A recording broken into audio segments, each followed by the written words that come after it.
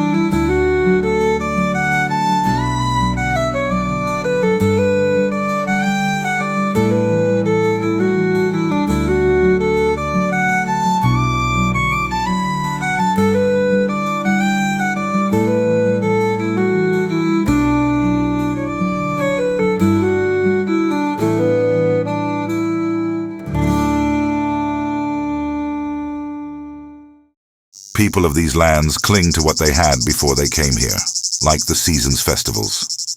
The most popular of those are almost upon the lands, the winter festival known as Yule time. Our story begins here, the mighty guild hall of the B.O.U.P clan, where Lord Kozak presides. There is a feeling in the air, the feeling of Yule time. Every staff member of the hall can feel it, especially the master of the stables, Andy. He is a hard and strict man, but more than that, he is a cheap man, and for a man as cheap as him, he have just received the best news possible. News that Lord Kozak is going to celebrate Yule time in Baboon City as a guest of Lord Yes, which means that Andy is free to use the hall for him and his family. Andy is not slow to concoct a plan to invite his sister and her family up to the hall for a Yule time feast. He will provide the location, and they will come with all the food and drink. Gold saved is gold earned. When there are things to be done in the stables, Andy uses the stable boy, not the brightest man in the exiled lands, but he gets the job done. Sometimes, Andy tasks him to go to Baboon City and deliver invites to his sister. As he runs away, Andy can't stop thinking about all the gold he's gonna save. Baboon City, home of Lord Yes, the jewel of the jungle, with its massive cathedral towering over the city.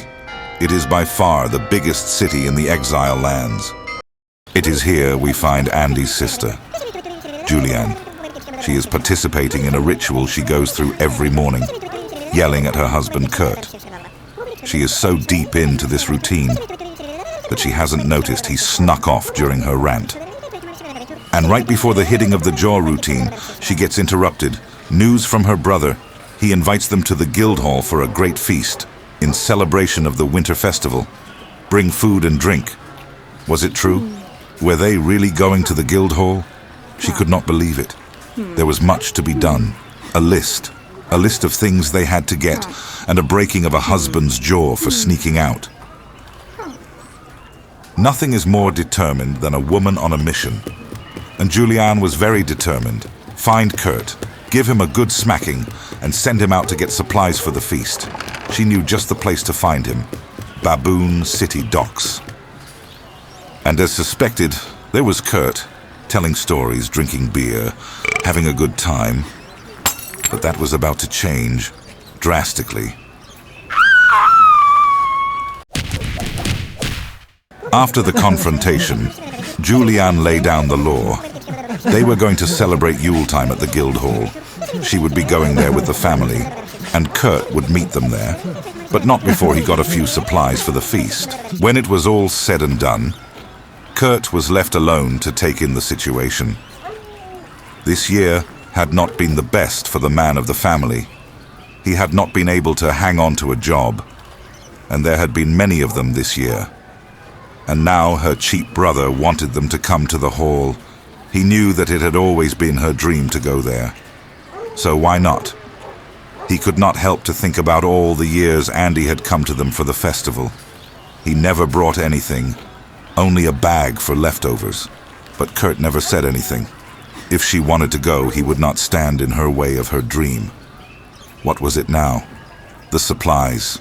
Rum from the Rum Brothers, herbs from Connie Curry, and meat from Michelangelo. Easy, he thought. Let's do it. So he ran. He ran for the main gate as fast as he could, and as he stood there looking out into the world, he was certain that he would be the man that made this year's festival the best ever. He would be the man that made all their dreams come true. He would be... Oh, not good. Let's just cut to the running. Kurt started his epic journey. He knew time was short, so he ran like the wind. Nothing was going to stop him. He would be successful even if it took... Oh, break already. Well, guess that's fair. You already ran a whole 2 feet. After a way too long break, he continued on his quest. He climbed.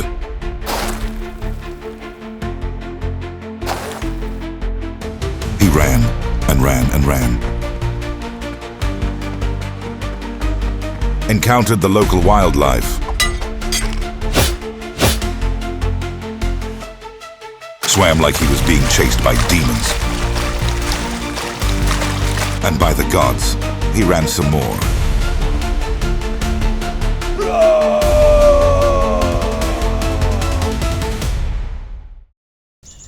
By nightfall, Kurt had reached the first stop on his journey, the Rum Brothers camp. Little Ron and his brother Big Ron was the men to go to if one wanted cheap but good rum in the exile lands. There was no sell tax on their products, like the rum you could get behind the walls of the big cities. Kurt knew that Julianne used to work with the brothers long before they hooked up. Come to think of it, she used to work with all the names on this list. With some smooth talking and flashing of gold coin, Kurt was able to get the rum for a very good price. Now that the first leg of his epic quest was at an end, Kurt had a warm feeling about him. Some would say it was from all the running, others that it was the fireplace, but Kurt was convinced that it was a feeling of satisfaction. Satisfaction for a job well done. The rum was in the bag. Next stop, herbs. It had been a long day, and he was tired. Tomorrow he would head out, go for the herbs. But for now it was time to sleep, and as he got ready for bed, he did not notice the figure that was standing up the hill, watching him.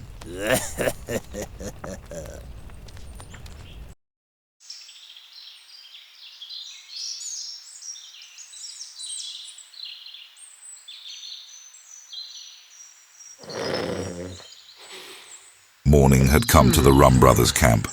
Kurt had recharged himself and was ready to begin again. Just a quick breakfast, and then on Worth.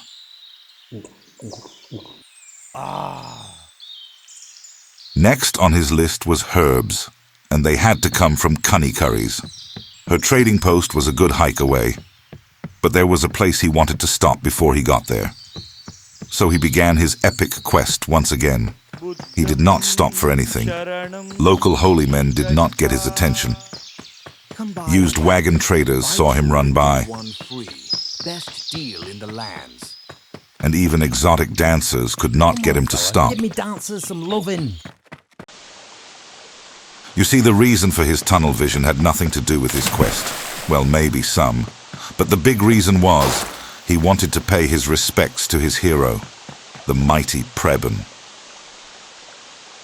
The mightiest of them all, Preben, a hero so mighty that a whole religion had spawned out of his stories. This was where he fell, in a mighty battle, with an even mightier beast. Many went to his tomb in Baboon City to honor him.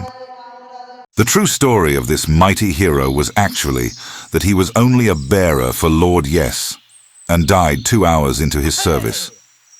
But even though Kurt knew this, he saw Preben, as many others did, as the one true hero of these lands. A man who had nothing, did nothing, was now talked about all over the exile lands. After some good drinking and honoring of his hero, Kurt had to move on. Cunny's camp was still... Hey, why did you stop? Oh, I see. You need a break. Well, take 5 then. Later that day, his quest took him through the settlement known as the Riverbed Lands. Lord Carlos was the warden here, the only other major settlements of the B.O.U.P lords that had a harbor. It was a spectacular place, but Kurt did not linger long. He just kept running. Right until he reached Lord Pax's Boulder City. Even though he was on a quest, he still needed fuel to keep going. And this was taken in the famous Boulder City bar, the Dubliners' old pub. Right before he took off, there was another place he desperately had to visit.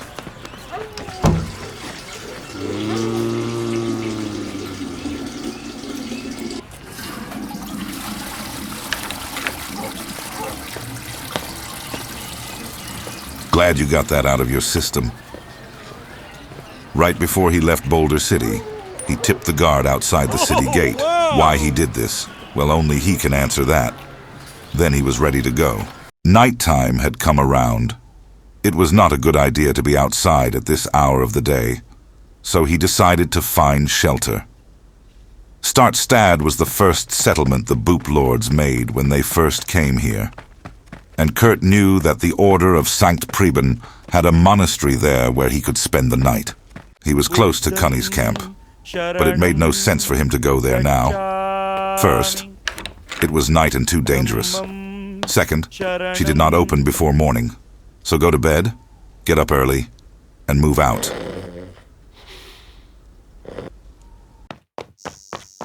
When morning came around, he flew out of his bed and headed for Cunny's camp. Right before he left Startstad, he again tipped a guard for no reason whatsoever. On his way, he found the time to show off his muscles for a local Dafari tribe. Look at this funny man. What's he playing at? Let's eat him. No, let him go. He looks too greasy. Oh, yeah. Meanwhile, Julianne had arrived at the guild hall. She was very happy to see her brother again. It had been a long time since last they were together.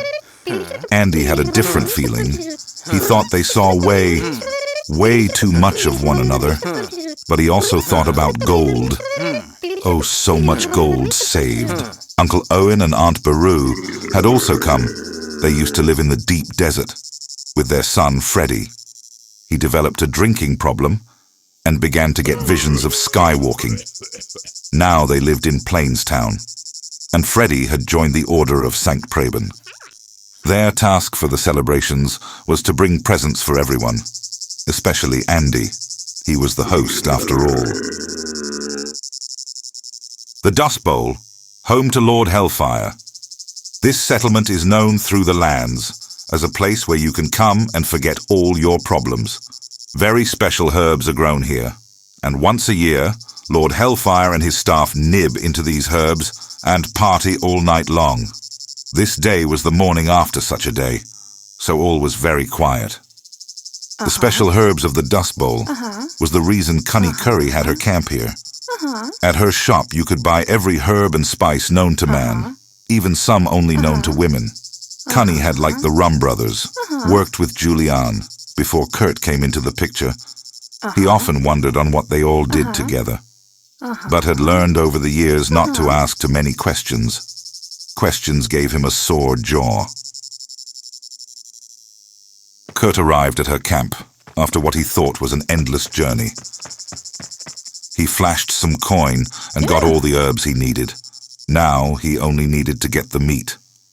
And then he saw it. An unguarded horse. He had been on the move for days now, on foot no less. And Michelangelo's settlement was all the way up in the north. Running there would take a long time.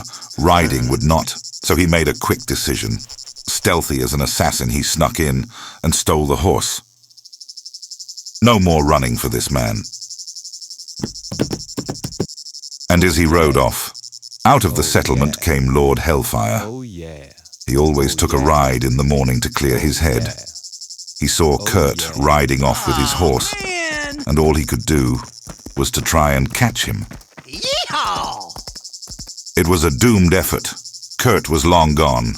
All he could do was to curse this horse thief all the way to the deepest layers of hell itself. His loving horse gone. He had no guards to send after it. They were still sleeping it off in their barracks. Kurt was off to Michelangelo's settlement. Had he looked back, he might have seen the mysterious stranger coming to Cunny's camp.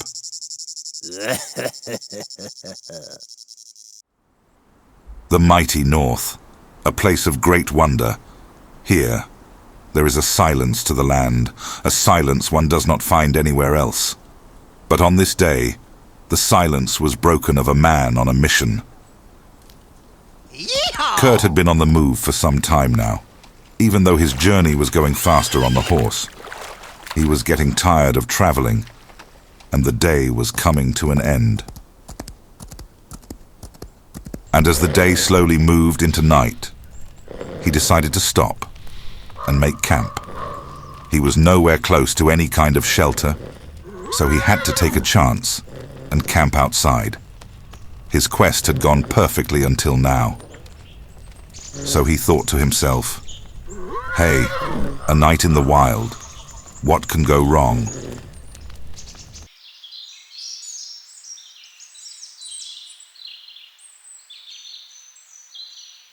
Morning came to Kurt's makeshift camp, and he was ready to go on, but this morning there was no time for breakfast, because time was not on his side. As our brave hero woke up from his slumber, he saw something terrible. The horse was gone. He must have forgotten to tie it up last night. This was not acceptable.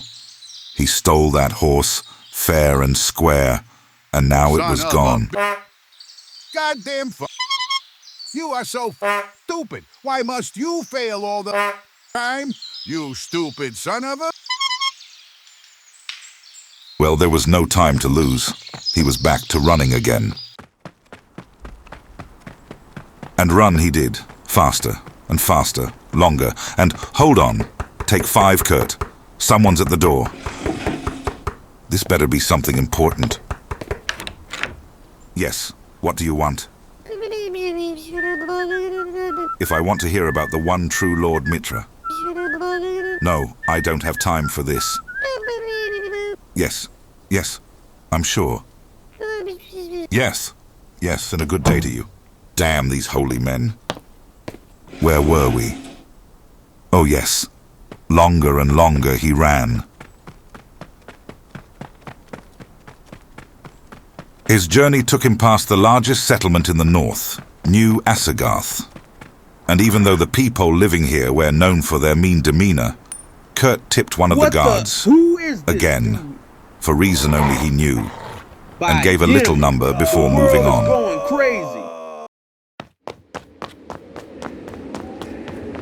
finally reached the Great Bridge.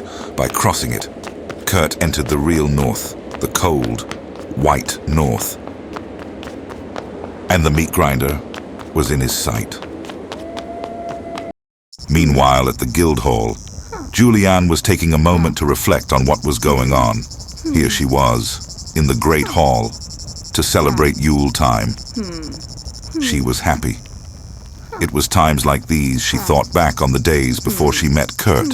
It seemed like so long ago, when she, the Rum Brothers, Connie Curry and Michelangelo had their group together. The brothers played the drums. Connie danced. Michelangelo took care of the booking, and she was the lead. They performed something called New Age poetry and were somewhat successful, especially down in the riverbed lands, were at the top of their career. They used to perform for Lord Carlos. Then she met Kurt, moved to Baboon City, and gave up that career when things got heated between her and Kurt. She used to blame him for quitting the group, even though she would have quit anyway. This year had been rough, and it was not just Kurt's fault. Next year was gonna be their year. She would make changes to herself. No more blaming Kurt for all their problems. He was a good man, and maybe, just maybe, he would make a good father too. Late in the day, Kurt reached Michelangelo's settlement. The temperature was dropping, so he needed shelter. But he came to a locked door. Michelangelo had closed down shop for the day, which Kurt took like a champ. Son of a bitch! Open the door! Lucky for him, the Order of Sankt Preben had a monastery in the camp. So once again he spent the night in one of their beds. He fell asleep reasonably quick this night, probably dreaming of giving good tips to random guards across the lands. During the night, the mysterious stranger arrived at the settlement. He had been on Kurt's trail ever since he left Baboon City, and now he had caught up to him. He was also on a mission to make sure Kurt failed his quest.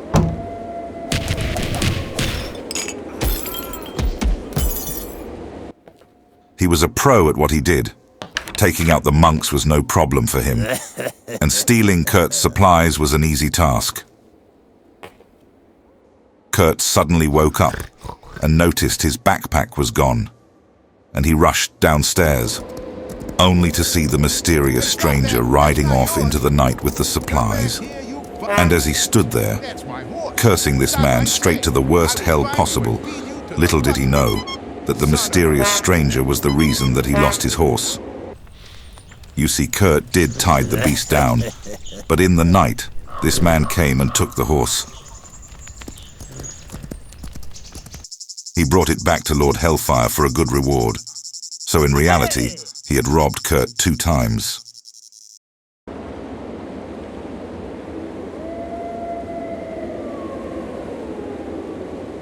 Morning came. Kurt was waiting for Michelangelo to open his shop. He had been thinking all night on the bad situation he was in. The rum and herbs was gone. But if he brought back the meat, maybe, just maybe, Julianne would not tear him apart. After all, what good is rum and herbs if there is no meat? Michelangelo, with the nickname, the Meat Grinder. Or should I say that was what he used to be called. You see, after a very wet birthday party in Baboon City's Jade Fountain, Michelangelo met the love of his life, Michelle. She came out of his birthday cake, and soon after this they got married. Michelangelo cut away all meats and became a vegetarian. Also no meat in his shop anymore, only healthy greens. So the Meat Grinder became the Veggie Giant. When Kurt learned this, he was very upset. Nothing was going his way right now. No meat. What was he to do? Michelangelo felt sorry for him, so he told him to go and talk to the guards. They could provide him with a bow, then he could go hunting. This time of year there were deer all over the place, so it should be an easy task for him to get the meat he needed. There was no going back. He had to get the meat himself. He found the guards, gave them a tip, and they gave him a longbow and even some new warm boots. Kurt had never killed anything in his life, but now he had to kill so he could save Yule time. The hunt was on. The cold white north, constantly covered by a thick white blanket of snow. Not many people live here because of the hard weather conditions, and only the very well-prepared go hunting here. And prepared was one thing our hero was not. Kurt had lost everything. The only thing he could do to save the feast was to bring down an animal, get its meat, and return home as fast as possible. Kurt was no hunter, but desperate times called for desperate measures. The most common animal to hunt in these parts was the deer, but Kurt wanted something bigger, something that would cement his name in stone. The king of the frozen woods, a big black bear, and he had just spotted one, right for the taking. All he had to do was to get one good shot in, so he took aim, released the arrow, and missed the bear by a mile. Oh no, Kurt, you better run. Faster, faster, it's gaining on you. Look out for the... Oh. Quickly, put on a commercial. Hey you planks, it's me, your friendly neighbourhood gangster Paulie. Just here to remind you that the next chapter of the Stable Boy saga is coming next year. It's going to be the follow-up for the previous episode, Big Bizarre Trouble in Boulder City. If you haven't seen that yet, go check it out. Showdown in Plainstown. It's the title for the next one. And yours truly is going to be in it, so you know it's going to be a banger. What about you Safari Nils? You excited about a new Stable Boy video? Oh, wow! Oh, you are a sweetheart. So remember next year's Showdown in Plainstown. Don't forget, back to the regular programming. Hey Adriana, bring me a beer. Thank the gods. We found him, and he looks like he's still breathing. Okay, let's move on. Kurt had taken a nasty fall. It had become night. And worst of all, he had no idea where he was or how to get home. He was a lost boy in the woods. Well, there was only one thing he could do: vent off steam. Son of a... But then, he felt at peace with himself. He felt warm, like someone just put a warm blanket around him. Suddenly, he did not have a care in the world anymore. And he also got a feeling that someone was watching him. And then he saw it. It looked like a deer, but Kurt knew that this was no ordinary one. Well, no deer he had ever seen had glowing eyes, for one thing. It was just standing there, watching him. Kurt had in his younger days heard the stories about spirits. Spirits that sometimes showed themselves for mortals. This was such a spirit. He was certain on it. What else could it be? And in his head, he could hear its voice. Come, my child, come closer. It said, so with no hesitation, he did just that. And then it began to speak. I am the spirit of Yuletime, and my name is Rachel Reindeer. I have been watching you for some time now. You have tried very hard to make sure that your family would have the best winter feast ever. But sadly, someone has made your quest fail. I know who this is, but you have to find that out for yourself. All I can say is, you need to look for someone that values dead things more than the living. I can and I will help you get home to your family. So follow me. There will be a happy ending on your quest. Trust me, child. Kurt's mind wandered for a bit. Someone who cares more about dead things than living, whoever could that be? Tommy Tokyo. Maybe. He loved his doll collection more than everything. And Kurt owed him money. What about Editor Halverson, who would marry his newspaper if he could? And yes, Kurt owed him money too. It could be anybody. No matter now, he needed to get home. So he decided to follow the deer.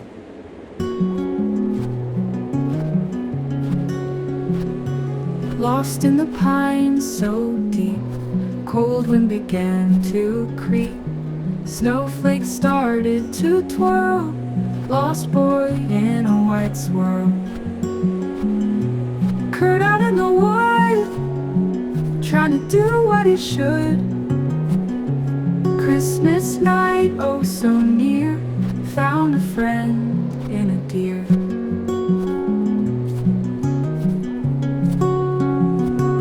Deer stood tall, his breath white, eyes so soft in the night. Led Kurt through forest wide, warmth awaited inside.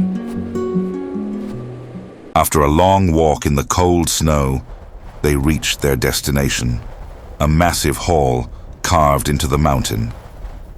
This was the home of the spirits, a place only a few mortals had ever seen or entered. As they entered the hall, Rachel spoke to Kurt. Welcome to my home, child. I live here with all the other spirits, which right now are at Pilates. I for one find that to be a waste of time, but they do what they want.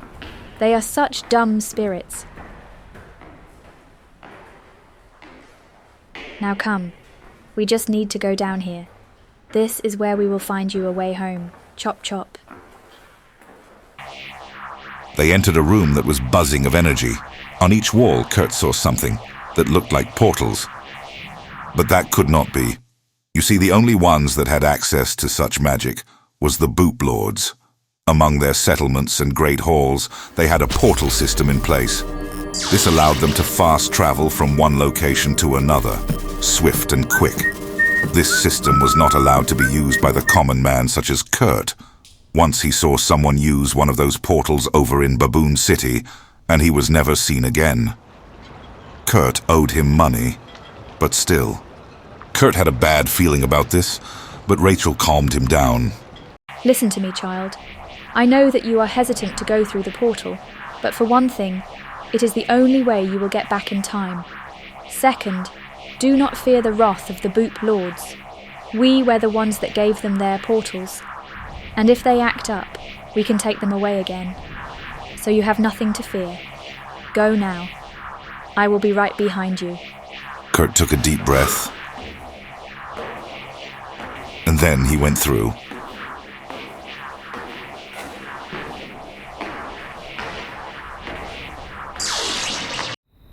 And just like that, Kurt was transported to another place. A place he did not recognize.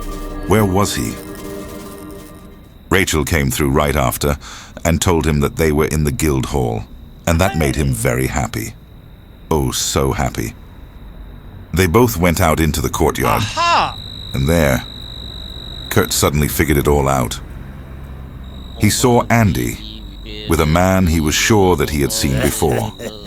And then he realized that it was the same man who stole his supplies up in Michelangelo's settlement. It all made sense now. Someone who cares more about dead things than living. Andy loved gold more than life itself.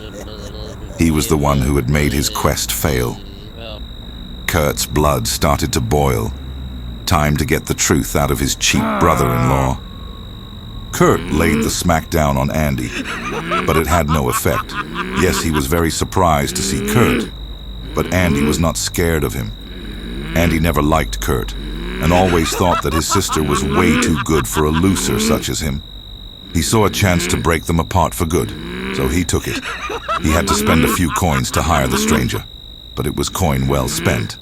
And as this showdown took place, none of the men had seen that Julianne had come out into the courtyard.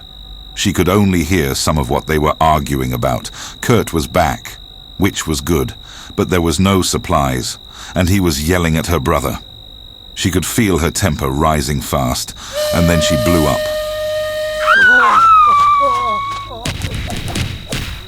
When the smoke cleared, Andy was knocked down. She might not have heard everything, but she heard enough to know that her own brother was trying to sabotage the feast and put the blame on her husband. She knew that he did not like Kurt. He told her so many times, but this was the last straw. So she had to put him down. Now what? It was Yule time. The feast was about to begin, but they had nothing to eat or drink. This was a disaster. Suddenly, Uncle Owen and Aunt Beru's son, Freddie, came out into the courtyard. Oi, Kurt, you dog. Smashing job. Bringing all that food home. Gonna be a banger, this feast. You got the force, kid. Come on, let's eat. How was this possible? Kurt had lost everything. He did not bring anything back. So how? Well, he did bring one thing back from his quest. A spirit named Rachel. And such a spirit might be able to help you out when you get into a tight spot. Ah, there we go. Now, how did that spell go? Oh yes. Der Fnagemeine Feast, Narum Narum. Looks perfect. Well, you did it again, Rachel. Wow, you are the best spirit of them all. Better get back home before they get started on bingo. I'm gonna win this year, I know it. And so, the whole family celebrated the best Yule time they ever had. Freddie blessed the fine food and drink. Uncle Owen and Aunt Beru's presents was a hit all around. Andy's gifts was divided to all members of the feast. Even the stranger was invited to dine with them. He was only following orders after all. Julianne was very happy and proud of her husband. Never been so proud of him when she thought about it. What a man she had. Kurt was thinking about his journey from leaving Baboon City to his stop at the Rum Brothers and Cunny Curries, stealing a horse from Lord Hellfire, meeting Michelangelo's wife, and his encounter with a spirit. What a journey. He was tired, but the more rum he drank, the more he forgot. And the last thing he remembered was thinking to himself that all this could never have happened without him.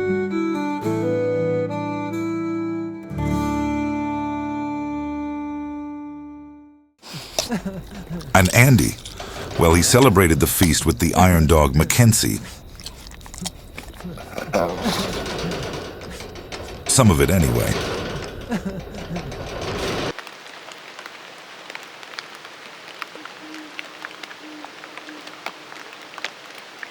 That concludes our story, the story of Kurt, and how he became a hero. Man, feels like I've been sitting here for weeks, just jabbing my gums. I really need a drink. Well, hope you had a good time following along, and thanks for watching. And maybe we will see one another again. Merry Christmas to you and your family. Now I really need a beer. Where did Adriana go to?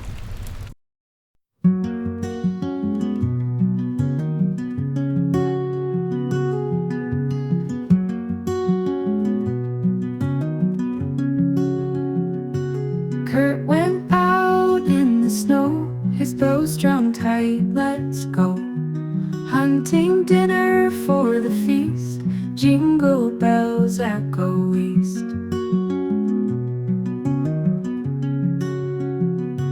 Lost in the pines so deep, cold wind began to creep. Snowflakes started to twirl, lost boy in a white swirl. Kurt out in the wood, trying to do what he should. Christmas night, oh so near, found a friend in a deer.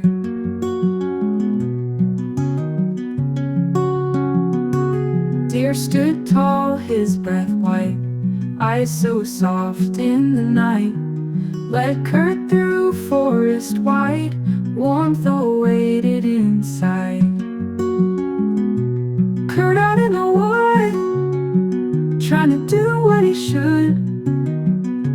Christmas night, oh so near, found a friend in a deer.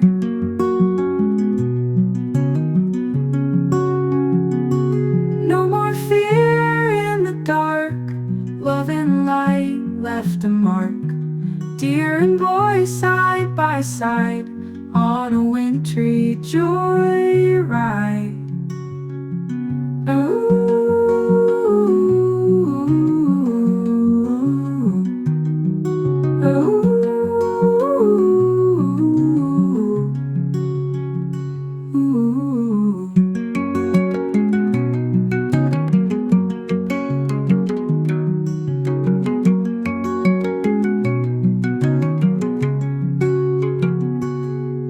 stood tall, his breath white, eyes so soft in the night.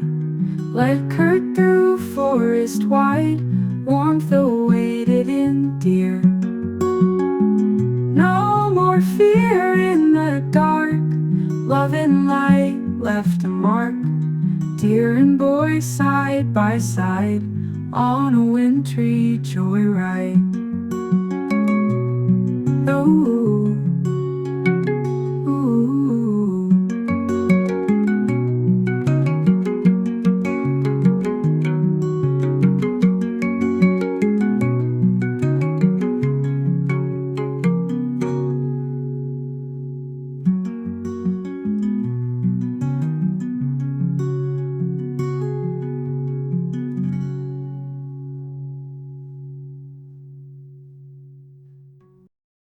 Worst Yule time ever.